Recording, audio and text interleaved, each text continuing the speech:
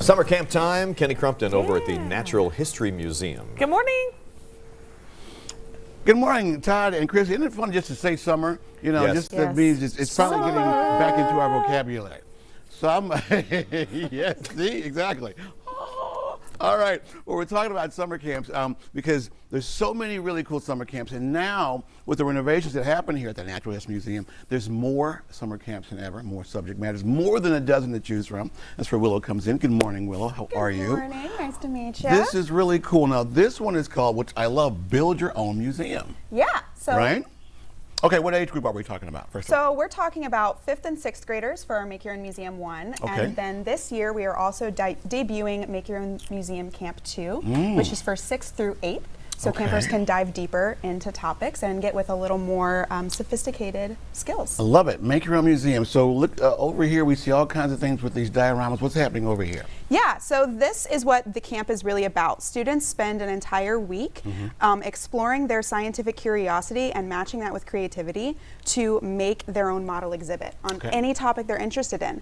And one of the big things they use to do this is casting. So this is just a small sampling of some of the materials they can use to make custom casts as focal points for their dioramas. Okay. So the salamanders in this exhibit were made by rubber mold casting. Okay, which so is what this we have is the over here. material you have, right? Yeah.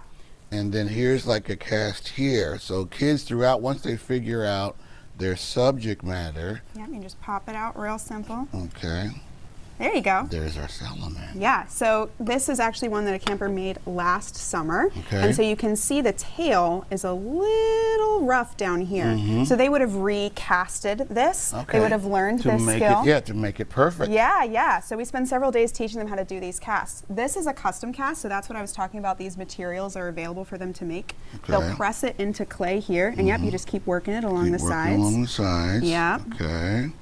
So we get it off. So the different things. So you were telling me that the kids can kind of choose once they do a deep dive what subject matter they want to cover. And this is the real fossil that's a casting. Look at that. Yeah, so we have students pick topics everywhere from a specific period, like the entirety of the Devonian, to super bespoke topics like a specific species of deer that's only found in Asia, or a really interesting phenomenon in nature. Or this one is endangered salamander species. Wow. So there's so many topics that they can choose from. Okay, look at that.